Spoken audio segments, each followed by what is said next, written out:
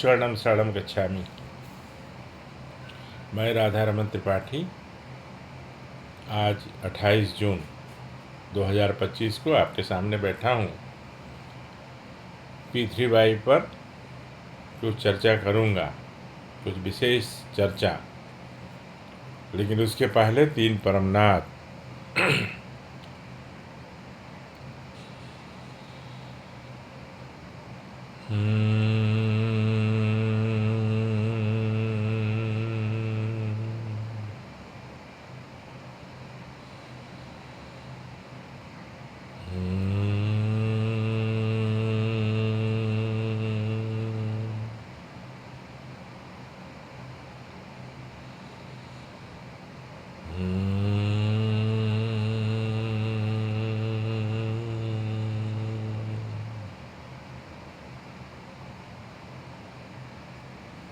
चरणम शरणम गच्छामि।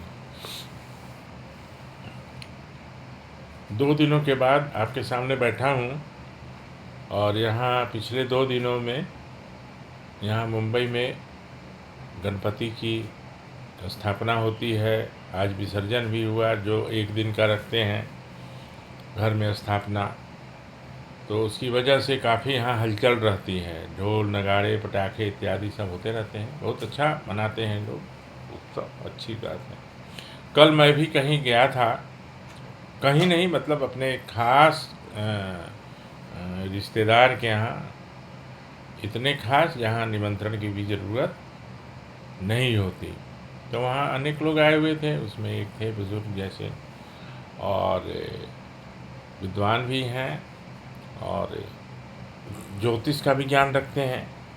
तो मैं तो अपनी बात हर जगह रखता हूँ, परम जी की बात रखता हूँ कि मैं तो ऐसे करता हूँ। तो मेरे मुंह से निकल गया कि आपको मैं एक बात बता सकता हूँ कि आप जो हॉरोस्कोप देखते हैं, तो आपको देखते ही उस आप जो भी प्रेडिक्ट करेंगे वो पूरे के पूरे वो अच्छा रहेगा। मतलब तो उन्होंने मुझे कहा कि हाँ, आपकी आस्था और जहाँ आपका विश्वास है, उन्होंने परम जी के बारे में बोला। तो मेरे लिए एक बहुत बड़ा टॉपिक मिल गया। हमने कहा उनको कि देखिए, आस्था और विश्वास की इसमें ज़रूरत नहीं होती। और मैंने परम जी के द्वारा बताया हुआ वो जो उदाहरण है कि जिसने कभी बिजली नहीं देखी, बहुत लोग गांव में, अब तो खैर गांव में बिजली चली गई, कुछ सालों तक पहले तक तो बहुत जगह बिजली नहीं गई थी।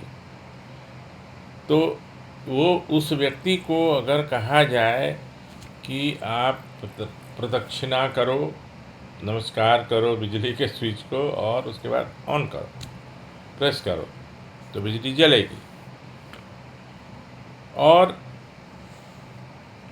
5 बार उसको कुछ गंदी भाषा में बोल के, गाली दे के भी प्रेस करेंगे तो भी जलेगी। वहाँ पे आस्था विश्वास का कुछ मतलब नहीं रहता। आस्था विश्वास तो तब होगा जब हम पृथ्वीबाई करेंगे या जो करते हैं उससे उनको लाभ मिलता है, तभी तो आस्था विश्वास होगा। ऐसे आस्था विश्वास की कोई मतलब नहीं होता है। जैसे चीनी, अब चीनी खाएंगे तभी तो उसके स्वाद का पता चलेगा, तभी तो मैं कह सकता हूँ, आप कह सकते हैं कि चीनी मीठा होता है।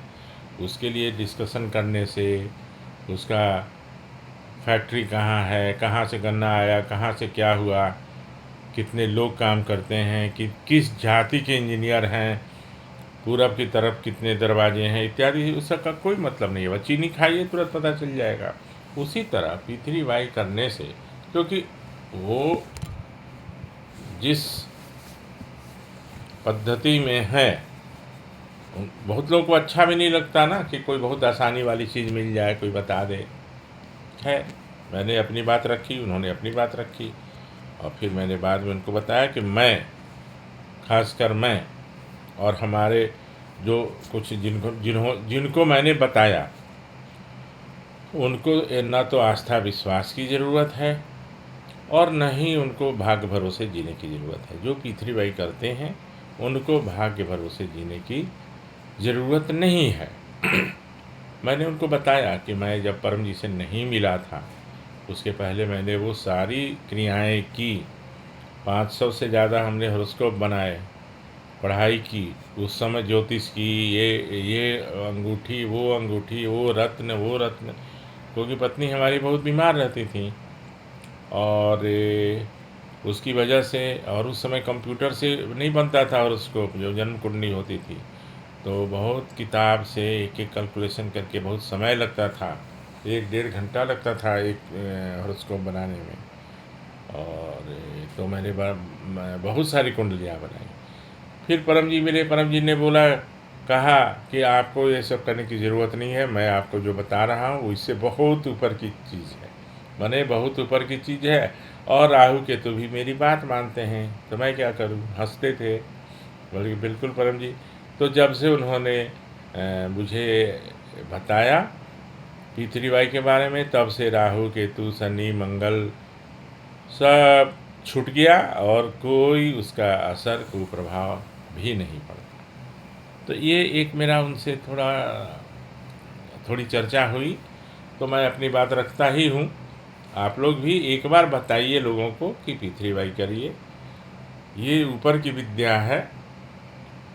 और आप एक और उदाहरण कि मान लिया मुझे 100 सीढ़ी चढ़नी है, मेरा गोल है 100 स्टेप्स, तो मैं 1 से शुरू करूँगा तो मुझे 100 तक जाने में काफ़ी टाइम लगेगा, मेहनत भी लगेगी।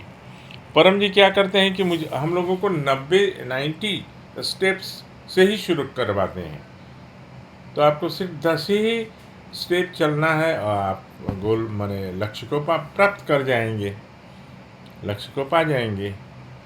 तो बहुत सी ऐसी बातें हैं, छोटी छोटी बातें हैं, लेकिन उसका अर्थ, मीनिंग बहुत ही बड़ा है। लेकिन वही है कि जो करेंगे उनको ही उसका अनुभव होगा। सुनने के लिए तो बहुत सारी कहानियाँ हैं, इतने सारे शास्त्र हैं, सब पढ़ने से ही सिर्फ नहीं होगा, पढ़ के उसको लाभ भी लेना है ना, और रखने से भी नहीं। सबसे बड़ी बात है घर में गीता रामायण, ये भी चर्चा उन्होंने किया कि घर में जिसके गीता हो, रामचरितमानस हो, उसको बहुत मतलब क्या बताऊँ मैंने उनके यहाँ बहुत अच्छा रहता है। फिर मैंने इसके बारे में भी उनसे चर्चा की, बहस तो नहीं बोलूँगा, लेकिन हाँ चर्चा की।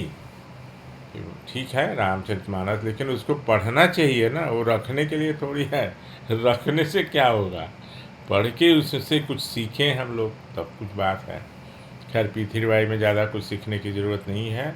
11 वाक्य है, पप्र करने के लिए, परम योग करने के लिए परमनाद और परम श्वास, पप्र करने से इच्छा पूर्ति और संकट का निवारण, परम योग करने से मानसिक शांति, तनाव से मुक्ति और अनेक तरह के मानसिक रोगों का निवारण। तो आज का यह वीडियो यहाँ मैं समाप्त करता हूँ, कल फिर मिलूँगा आपसे, और तब तक के लिए शरणम शरणम गच्छामि।